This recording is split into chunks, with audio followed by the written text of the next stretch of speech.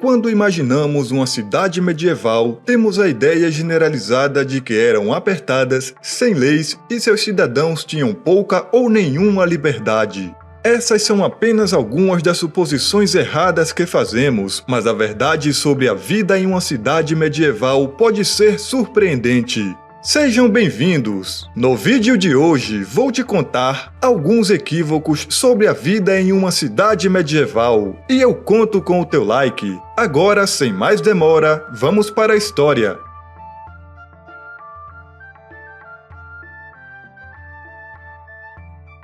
Todos imaginamos um estalajadeiro medieval ou dono de estalagem como sendo um homem grande e robusto com um avental sujo que limpava a caneca com um pano manchado e que não se opunha a expulsar qualquer um que causasse problemas. Além disso, não era rico e certamente não era um nobre.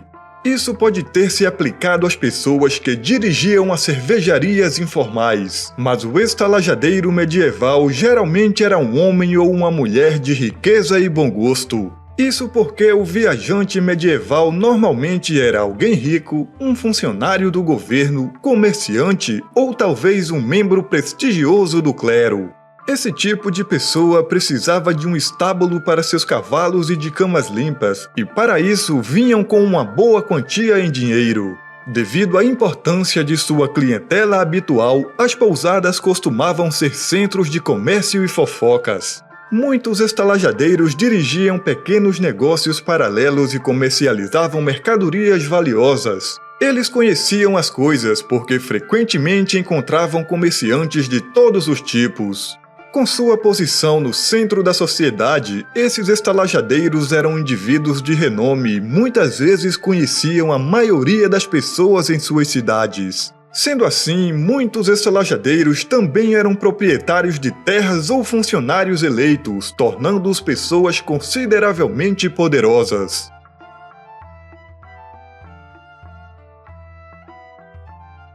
As cidades medievais, assim como os senhores no campo, eram altamente restritivas quanto às atividades dentro de seus muros, mas foram permitidas algumas liberdades que ainda hoje são ilegais ou altamente regulamentadas. Uma dessas áreas era o entretenimento adulto, se é que me entendem. A sociedade medieval tinha visões muito diferentes sobre gênero e comportamento das pessoas do que temos hoje. Ainda assim, havia uma ampla tolerância às casas de facilitação nas cidades medievais, mesmo que as relações fora do casamento fossem vistas como pecaminosas. O tal entretenimento ainda era monitorado e regulamentado. Na verdade, os estabelecimentos eram obrigados a manter registros detalhados de suas operações que eram de livre acesso aos funcionários do conselho. Em muitos lugares, a presença de uma casa obscena não era vista como algo ruim. Não era incomum ver tais instituições frequentadas ou mesmo pertencentes a membros ricos ou de alto escalão do clero, até mesmo bispos. Em alguns lugares, um dono da tal casa tinha que ser empossado por quem governava a cidade e ele serviria por um período pré-determinado. Em cidades como a Viena medieval, apenas as mulheres podiam administrar uma dessas casas. Todas estas medidas foram introduzidas para garantir a segurança das trabalhadoras e clientes. Estabelecimentos mais baratos quase certamente existiam nestas cidades, embora fossem desconhecidos das autoridades locais.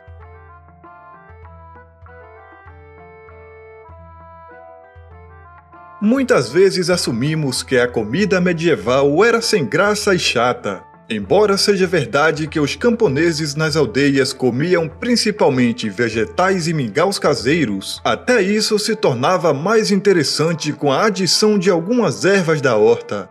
Nas cidades, a comida podia ser tão empolgante e interessante quanto hoje, se o cidadão tivesse dinheiro.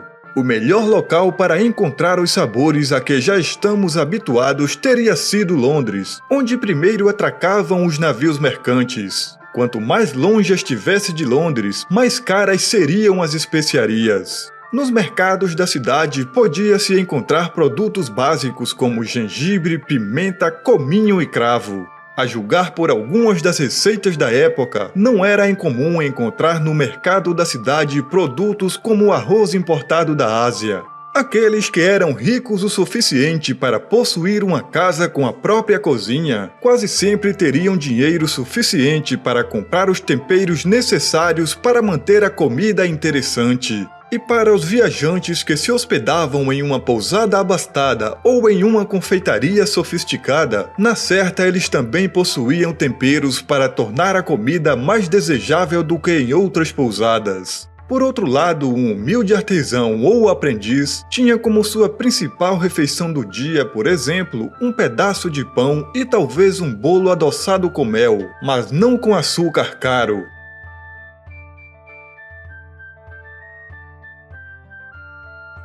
Muitas vezes acredita-se que as pessoas medievais, especialmente os pobres, viviam vidas altamente restritas, ligadas à terra em que nasceram como propriedade de seus senhores.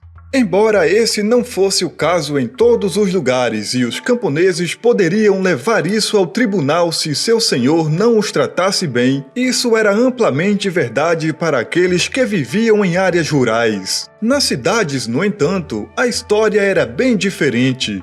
Independentemente de seu nível de riqueza ou circunstâncias passadas, qualquer um que vivesse em uma cidade era considerado um cidadão da cidade.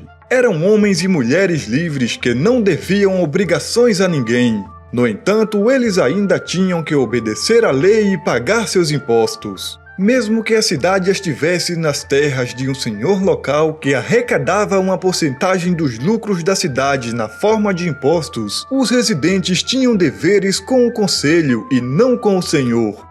Quando uma cidade recebia a carta de foral, uma espécie de alvará, e se tornava um distrito, ela e seus residentes ficavam livres da influência do senhor.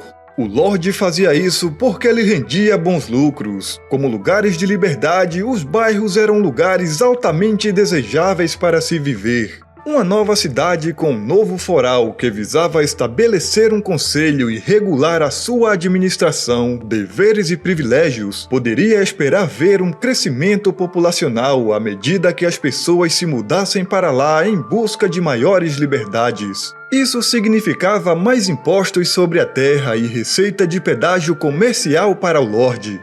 Em muitos casos, até mesmo os servos fugitivos poderiam se tornar livres se conseguissem escapar das garras de seus senhores e se estabelecerem em uma cidade. Se um ex-camponês vivesse apenas em uma cidade por 1 ano e 1 dia, ele automaticamente se tornava um cidadão daquela cidade e quaisquer obrigações anteriores para com seu antigo senhor eram esquecidas. Algumas cidades até garantiam a seus burgueses uma porção de terra que eles detinham legalmente por toda a vida e que não podia ser tirada deles.